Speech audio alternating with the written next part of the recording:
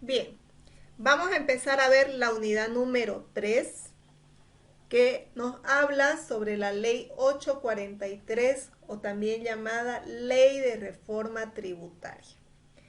Esta es la primera parte de lo que concierne a la ley. Vamos a ver un enfoque más que todo jurídico porque si hablamos de leyes tenemos que hablar de la parte de derecho. Entonces, esto ha sido elaborado por el licenciado Henry Pérez Oxa. Él es abogado tributario y especializado en derecho tributario. Entonces vamos a comenzar a ver lo que hay en esta ley y vamos a ver de qué es lo que nos habla.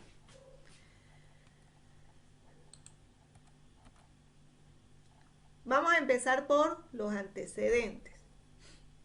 Dice que a partir de la promulgación de la ley 843 y la aplicación de un nuevo régimen tributario, se modificó el proceso de recaudación de los tributos, logrando un resultado positivo que permitió pasar de niveles del 2.2% como promedio entre los años 1983 y 1986 a un promedio de 14.6% en el año 1995. A pesar de estos resultados favorables para la economía boliviana, es importante realizar una evaluación del sistema tributario boliviano. Si ustedes toman la historia de la parte tributaria o impositiva en Bolivia, antes de 1983 había más de 40 impuestos y estos fueron reduciéndose porque así como la economía y la sociedad va evolucionando, también las leyes deben ir acorde a esa evolución. En el periodo entre 1980 y 1985, la economía boliviana atravesó una profunda crisis económica. Esta crisis, si ustedes les preguntan a sus padres o sus abuelos, les van a contar que en ese tiempo la gente vivía con lo poco que tenía. Se hacía colas para comprar pan. Antes de 1980 le llamaban los tiempos de la UDP, donde la gente hacía cola para comprar harina, para comprar pan, para comprar todo. Para todo se hacía cola. Más o menos como lo que estamos viviendo hoy día, que para todo uno tiene que ir a hacer cola. La manifestación principal de este proceso, que se llamó hiperinflacionario, quiere decir que la inflación se disparó en unos niveles donde el déficit fiscal ha sido arrastrado hasta nuestros días. Esto ha dado lugar al deterioro del sistema tributario, que por otra parte nunca había sido particularmente fuerte, ya que si vemos que entre el periodo del 83 al 86 la recaudación promedio era del 2.2%, entonces el Estado boliviano no dependía mucho de los impuestos, y más que todo dependía de las donaciones de los países externos o del financiamiento externo. La administración tributaria estaba condicionada a numerosos tributos, alrededor de 400, y una legislación totalmente complicada. Imagínense un país con 400 tipos de tributos. Yo les hablaba de 40 tipos de impuestos. Aquí estamos hablando de tributos, lo que concierne a impuestos, tasas, contribuciones especiales y patentes. Eran alrededor de 400. Imagínense la legislación tan complicada que era en ese tiempo. Antes de establecer la reforma tributaria o la ley 843 que nosotros conocemos, La presión tributaria alcanzaba niveles muy bajos, aproximadamente entre el 2 y el 2,6% del Producto Interno Bruto, que eso quiere decir PIB. Esto quiere decir Producto Interno Bruto. Entre los años 1984 y 85 respectivamente, como les mencioné antes. Y se mostró una recuperación a partir de 1987, cuando se hace efectivo el cobro de los impuestos implementados por la Ley 843. En estos tiempos, la gente no pagaba los tributos y los tributos morían, por el mismo hecho de que las leyes estaban tan complicadas y tan mezcladas entre sí, que no había una administración real, no había un cobro real, y al final el contribuyente pasaban los años y no pagaba el impuesto y el impuesto moría. Ahora el impuesto no muere, ahora el impuesto se hereda. Las deudas con el Estado se heredan.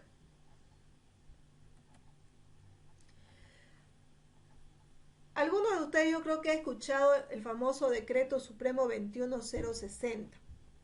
Este decreto tiene los siguientes aspectos. Primero, que es la reducción del déficit fiscal, con el congelamiento de salarios y aumento del precio en la gasolina. YPFB cubría un 50% de los ingresos del Tesoro General de la Nación. Y también se redujeron los gastos del Estado. Imagínense, el Estado vivía de lo que producía YPFB.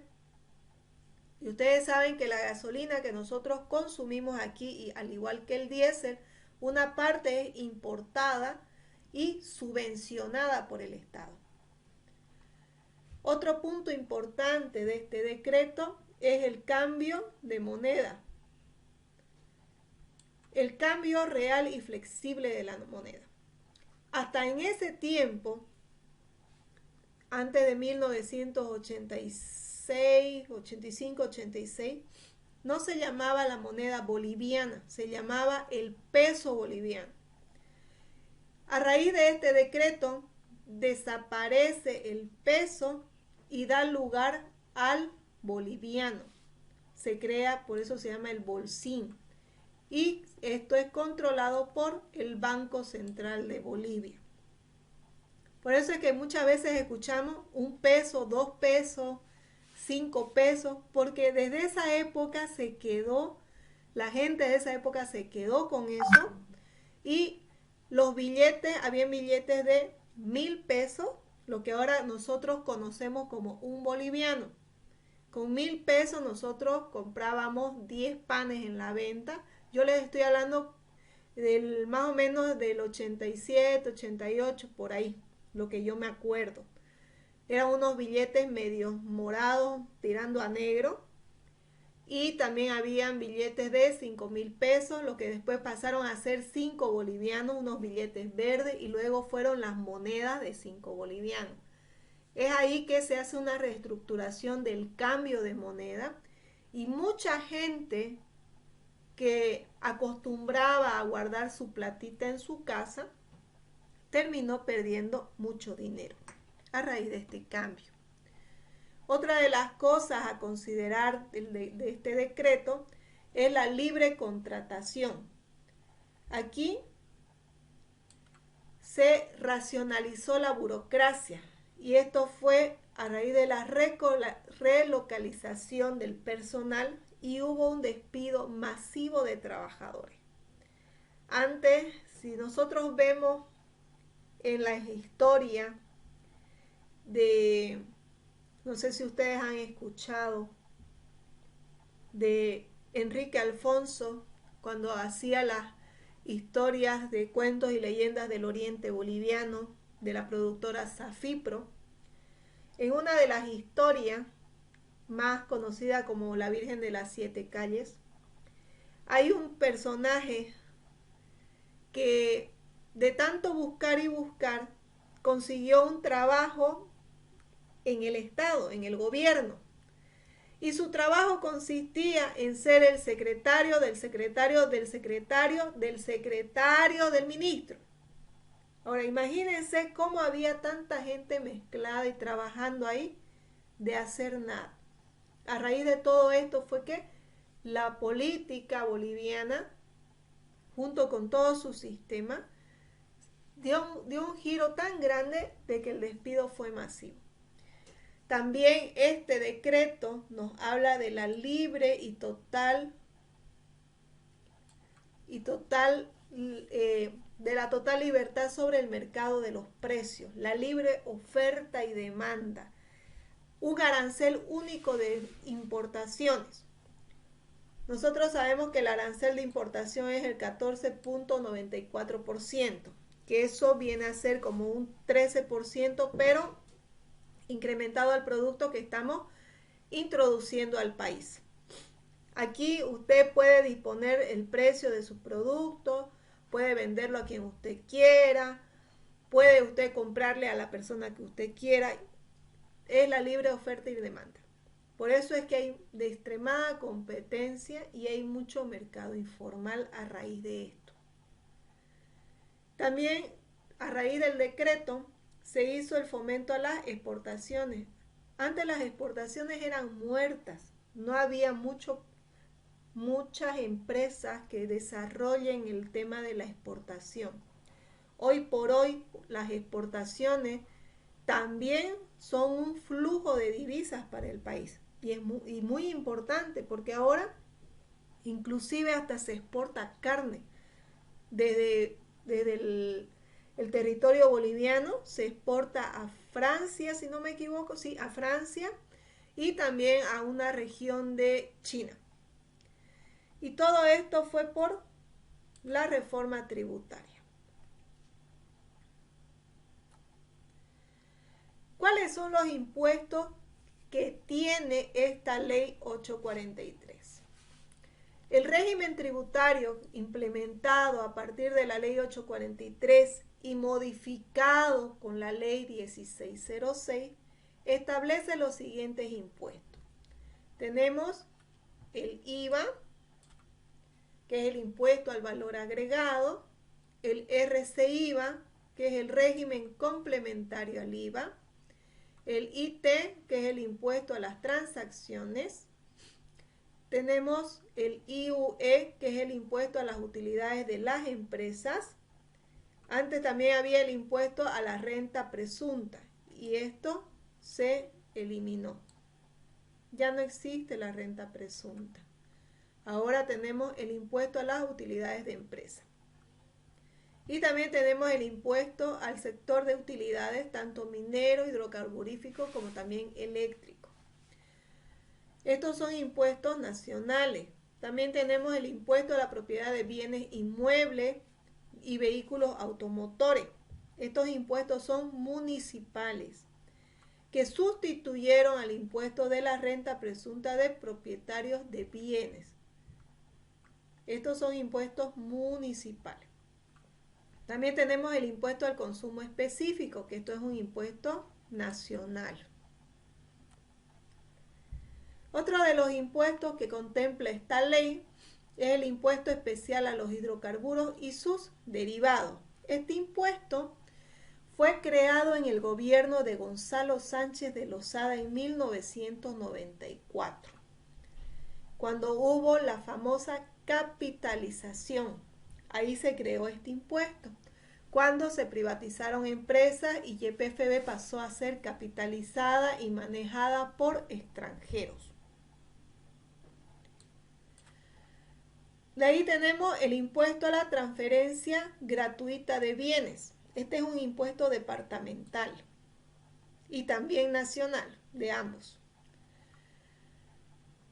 Antes esto se paga, mejor dicho, la transferencia gratuita de bienes se pagaba en impuestos nacionales. Ahora se paga en la gobernación. También tenemos el impuesto a los viajes al exterior, que ahora se llaman ISAE.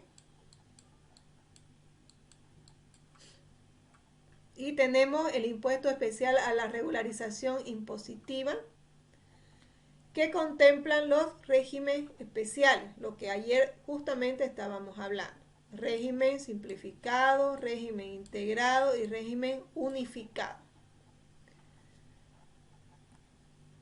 Aquí tenemos una estructura jurídica que nos habla de cómo están contemplados cada uno de estos impuestos. El impuesto al valor agregado está en el capítulo 1 de los títulos del 1 al 6 de la página 1 a la 20 del libro de la ley 843. Y así sigue el impuesto el RCIVA, que es el régimen complementario. Luego tenemos las utilidades. Después está la propiedad de bienes inmuebles y así sucesivamente, cada uno con sus debidos títulos, capítulos y decretos supremos respaldatorios de estas medidas impositivas.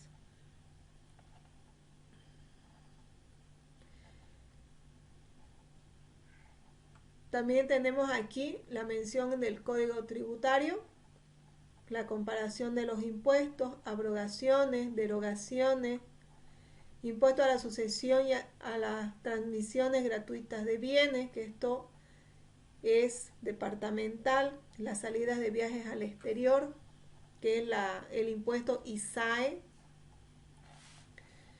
impuesto municipal a las transferencias de bienes inmuebles y automotores y el impuesto a los hidrocarburos específicos.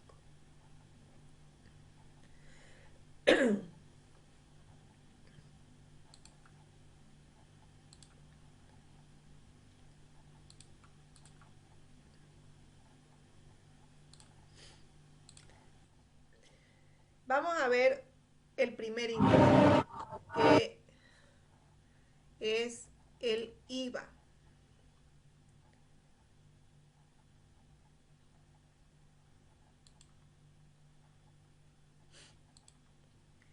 El IVA es el impuesto al valor agregado que nosotros le damos a cierto producto o servicio.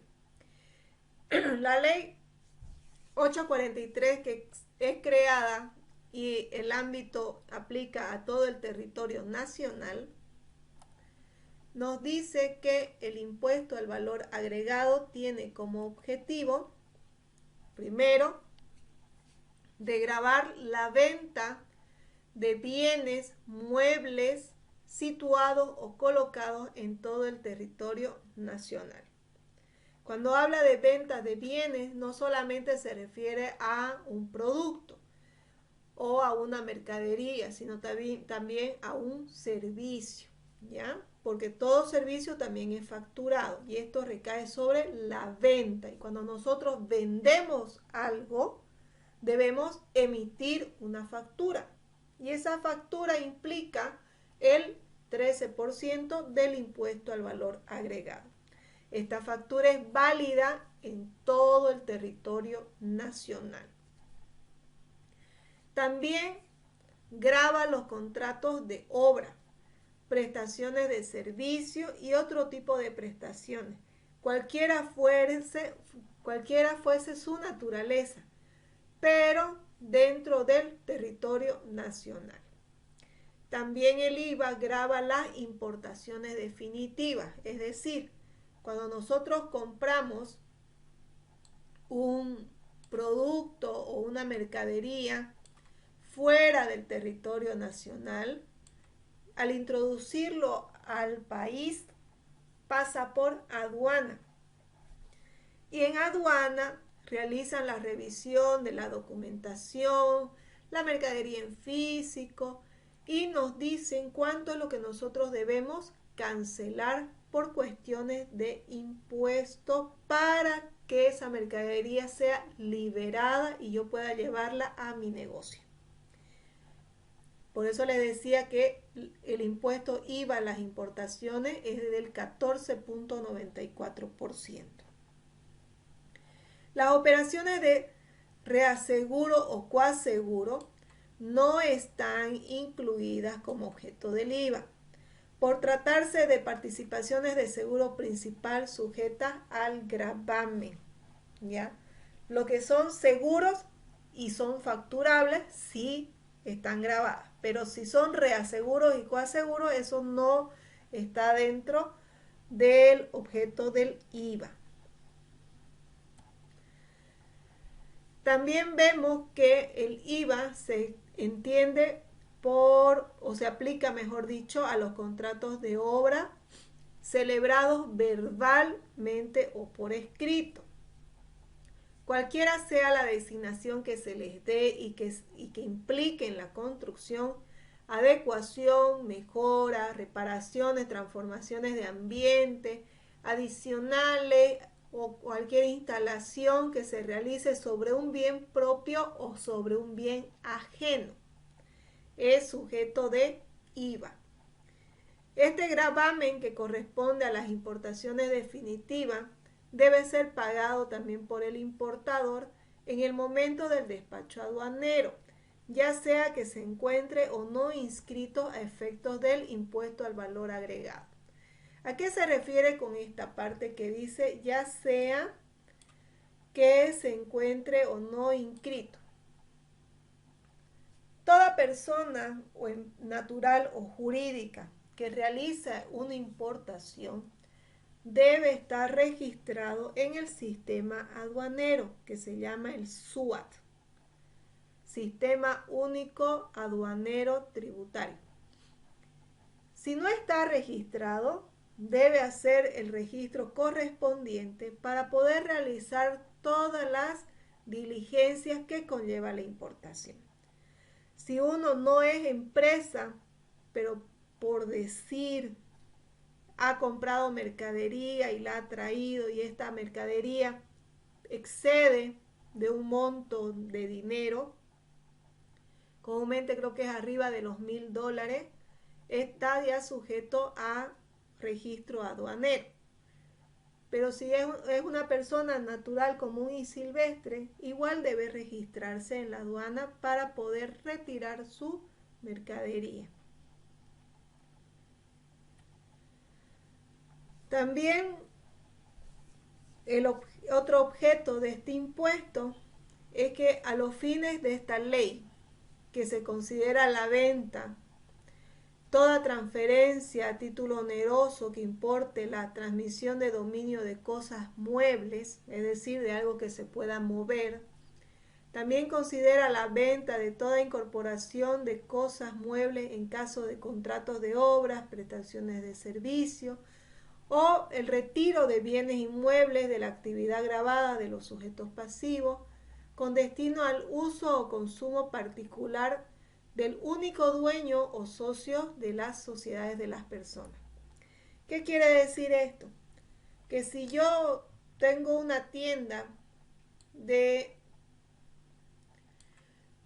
venta de televisores, yo tengo una sociedad con la persona, con X, y yo quiero llevarme un televisor a mi casa, pero ese televisor es para la venta. Entonces yo puedo tomar ese televisor y puedo hacer uso de él, y a la hora de informar a impuestos nacionales sobre mi movimiento impositivo, existe una casilla dentro del formulario 200 donde habla sobre el consumo particular de bienes, muebles o servicios.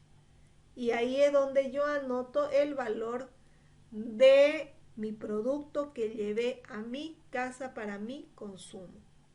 Ya, estos pueden hacerlo los dueños de las empresas o pueden también hacerlo los socios de las personas de la empresa. No se consideran comprendidos en el objeto de este impuesto los intereses generados en operaciones financieras. Tampoco se entiende por tales de créditos otorgados o depósitos recibidos de entidades financieras. Asimismo, están fuera del objeto de gravamen las operaciones de compraventa de acciones, debentures, títulos valores o títulos de crédito. Ya no está sujeto. Esto de aquí nos indica de que no está sujeto de IVA.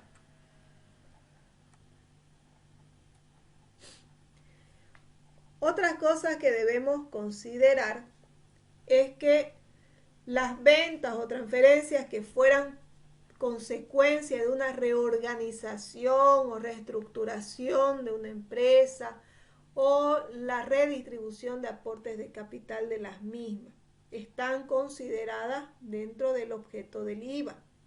Estos casos, los créditos fiscales o saldos a favor que pudiera tener la empresa, serán trasladados a la empresa sucesora.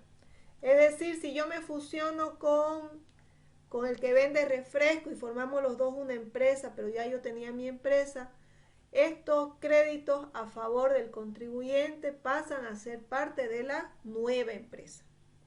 Ya no se pierde. Antes sí se perdía, ahora ya no. Los cobros que efectúa la Superintendencia de Electricidad, en nuestro caso que vivimos en Santa Cruz de CRE, y las multas provenientes de infracciones tipificadas por la Ley de Electricidad no están alcanzadas por el impuesto al valor agregado. Si ustedes se dan cuenta al ver una factura de luz, dice total a pagar, puede decir 200 bolivianos. Monto base para crédito fiscal 180. Entonces hay una diferencia. Esa diferencia es la que no está contemplada y no está sujeta del IVA. Y no solamente con la factura de luz, también está con la factura de agua, la factura de gasolina, entre otras cosas. ¿Quiénes son los sujetos pasivos del IVA? Los sujetos pasivos vienen a ser todas las personas individuales o colectivas, en este caso jurídicas, que en forma habitual se dedican a la venta de bienes, muebles o servicios, que reciben en nombre propio por cuentas de terceros venta de bienes, que realicen a nombre propio importaciones definitivas, que realicen obras o prestaciones de servicio de cualquier naturaleza, o también que realicen operaciones de arrendamiento financiero. Arrendamiento viene a ser alquiler. ¿Ya? Entonces, toda persona que realice una venta, toda persona que realice una importación, toda persona que preste una obra, un servicio o que alquile está sujeta a pago del impuesto del IVA. ¿Cuál es la base imponible del IVA? La base imponible constituye el precio neto de la venta de bienes o de los contratos de prestaciones de servicio o de otra prestación, cualquiera fuese su naturaleza, consignado en la factura o nota fiscal, que es un documento equivalente. Algunas empresas trabajan con notas fiscales sujetas a IVA. Esa es la base imponible. Ya el precio que nos dice la factura por venta o prestación de servicio. Ese es nuestro monto que nosotros vamos a tomar en cuenta como base imponible. El débito fiscal, que es el que nosotros pagamos como contribuyente del IVA, se aplica con la alícuota del 13% sobre el precio neto de venta, es decir, sobre la base imponible. Los contratos de obra y prestaciones de servicio y de otra prestación que hubiese sido facturada. El crédito fiscal. El crédito fiscal se determina aplicando la cuota del 13% por el monto de las compras, importaciones de bienes o contratos de servicio. Esto ya es por compra. Son las facturas que yo recibo como contribuyente. Esto para poder realizar la compensación del IVA, tanto de mis ventas como de mis compras. Y se hace una liquidación del IVA cada periodo fiscal. La vinculación del crédito fiscal. Solo dará lugar al cómputo del crédito fiscal por las compras, adquisiciones o importaciones, contratos de obra, servicio o cualquier otra prestación, cualquiera fuese su naturaleza, en medida que se vinculen con las operaciones gravadas, es decir, aquellas destinadas a la actividad del sujeto responsable del gravamen. Es decir, que el sujeto pasivo, el contribuyente, puede hacer uso de las compras, pero solamente se puede vincular ese 13% de las compras que están dentro de su actividad económica que realiza. Es decir, si yo vendo televisores, no puedo presentar mis facturas de compra del sándwich que me comí en el boliche de la esquina o del paracetamol que me compré en la farmacia o del par de zapatos que me compré en Femenina. No puedo hacer uso de esa factura porque la empresa se dedica a la venta de televisores. La empresa no se enferma, la empresa no usa zapatos, la empresa no come. En casos excepcionales se toma en cuenta refrigerio o algún evento que la empresa vaya a tener. Pero son eventuales, no son recurrentes. Si la empresa tiene vehículo, puede hacer uso de la factura de gasolina. Si no tiene vehículo, también puede hacer uso de la gasolina en compensación a su medio de transporte. Eso en cuanto a la vinculación, y aquí hay que tomar muy en cuenta la factura que nosotros vamos a compensar. Las excepciones. Están exentos de pagar IVA los bienes importados por los miembros diplomáticos acreditados en el país, personas o entidades que tengan dicho estatus vigentes y que tengan también convenios con países internacionales o en su reciprocidad. También están exentas las mercaderías que se introduzcan en la forma de bona fide, que son viajeros que llegan al país, de conformidad a lo establecido según el control aduanero que hay en el territorio nacional. En estos tiempos que nosotros estamos viviendo la pandemia del COVID, se lanzó un decreto supremo por la presidente Yanine Áñez de que todas las importaciones que tengan que ver con el sector salud no iban a pagar impuestos. En estos momentos todo lo que es compra de medicamentos y equipos, trajes de bioseguridad, ese tipo de importaciones para el área de la salud están exentos de IVA actualmente y solamente por el periodo que dure la pandemia. También tenemos el impuesto a las transacciones. Este impuesto se paga por la realización de toda transacción económica dentro del territorio nacional, sea comercio, industria, profesión, oficio, lo que ustedes quieran. Si se hace una transacción económica, se tiene que pagar el impuesto a las transacciones o también conocido como el IT. Este impuesto se paga a través de un formulario el cual se debe presentar mensualmente. El IVA también se paga mediante un formulario que se llama formulario 200 y también se debe presentar de forma mensual. El impuesto a las transacciones se presenta el formulario 400 o 410 en el caso de realizar, se me fue el nombrecito, cuando se realiza compras o servicios sin factura. Se utiliza el formulario 410. El objeto de este impuesto es que este impuesto se grava sobre el ingreso bruto de vengado que se ha obtenido por el ejercicio de cualquier actividad lucrativa o no incluyente.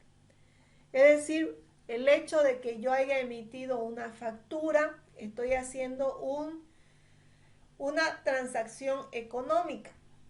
Estoy vendiendo un producto o un servicio y me están dando dinero en efectivo. Y por esa transacción yo emito una factura. Esa factura me va a generar, aparte de que yo tengo que pagar el IVA, también me genera el pago del IT. Es aquí que tenemos dos impuestos que se gravan sobre lo mismo. La alícuota de este impuesto es del 3% del monto de la transacción. En el caso de la factura va a ser sobre el total de la factura. También tenemos el impuesto a las utilidades de las empresas. Este impuesto se paga si la empresa ha tenido utilidades durante su cierre contable de un periodo, que de acuerdo a ley se aplica el 25% sobre las utilidades netas. Están sujetos a este impuesto todas las personas naturales o jurídicas que están obligados a llevar registros contables, así como también todos los profesionales independientes y personas que realizan remesas al exterior. No se olvide que los profesionales independientes que facturan están registrados en Servicio de Impuestos Nacionales dentro del régimen general. El objeto o la base imponible viene a ser la utilidad neta, es decir, la utilidad bruta menos los gastos deducibles, porque a veces hay gastos que no son deducibles. La alícuota es del 25% sobre las utilidades netas. Y esta es la primera parte de lo que concierne a la ley 843. Dentro de la segunda parte de la ley de reforma tributaria, ya les causé gracia, ¿no? Tenemos el régimen complementario al IVA, o más conocido como el RCIVA. Este RCIVA se aplica a los alquileres o alquileres de bienes inmuebles o muebles, a la colocación de capital o inversiones, honorarios directos de sociedades anónimas o síndicos, sueldos del personal contratado localmente por misiones diplomáticas, entre otros, ingresos de personas contratadas por el sector público y anticréticos. También está sujeto sobre los sueldos y salarios de los dependientes que ganan arriba de 4 salarios mínimos nacionales. También se aplica para jornales, sobresuelos, horas extras, bonos, dietas, viáticos y similares, y sobre ingresos de personas contratadas en calidad de dependientes en el exterior. Están sujetos del RCIVA todas las personas naturales y sucesivas indivisas que obtengan ingresos por las actividades señaladas en el párrafo anterior. Los empleados del sector público y privado son agentes de retención. También están sujetos a los del cuerpo diplomático y los consulados de Bolivia en el exterior. ¿Quiénes no pagan RCIVA? Todos los ingresos habituales de personas naturales y sucesivas indivisas alcanzadas por el IUE. Intereses generados por depósitos a plazo fijo, ya sea en moneda nacional o en UFB, monedas extranjeras, mayor o igual a 3 años. Y los dividendos en efectivo o en especie de acciones anónimas o por comanditas en acciones. También no están sujetas del pago de este impuesto. Su alícuota es igual del 13% sobre los ingresos percibidos. También tenemos el impuesto al consumo específico. Este impuesto recae sobre las ventas del mercado interno e importaciones definitivas de bienes para consumo final. Este impuesto recae sobre cigarros, tabaco, bebidas refrescantes, bebidas alcohólicas, alcoholes sin desnaturalizar y vehículos de automóviles. Están sujetos del pago de este impuesto los fabricantes o personas naturales o jurídicas vinculadas económicamente a dichos productos, todos los que comercialicen y distribuyan al por mayor y los que conciernen a su elaboración o fabricación, personas naturales y o jurídicas que realicen importaciones. ¿Quiénes no pagan este impuesto? Los que distribuyen al por menor, los exportadores, los automóviles por servicios de salud y seguridad, bienes importados por misiones diplomáticas y las bebidas no alcohólicas elaboradas a base de pulpas de fruta y otros fertilizantes. Estos no están sujetos al pago del impuesto. La alícuota varía según el bien. Hay alícuotas que son por porcentaje sobre el precio neto del producto o de la venta y las alícuotas específicas que recaen sobre los volúmenes de venta expresados ya sea en litros o en unidades. Hay una cartilla sobre el tipo de alícuota, tanto porcentual como específica. Luego tenemos los impuestos de la salida al exterior. Toda persona que realice un viaje hacia el exterior está sujeta al pago de este impuesto. Es decir, la salida al exterior por vía aérea, siempre y cuando que los pasajeros originen su viaje en territorio nacional. Es decir, yo soy boliviana y yo voy a viajar al Brasil. Al momento de que yo compro mi boleto, tengo que pagar al Servicio de Impuestos Nacionales que está en el aeropuerto de Viru mi impuesto por mi salida al exterior.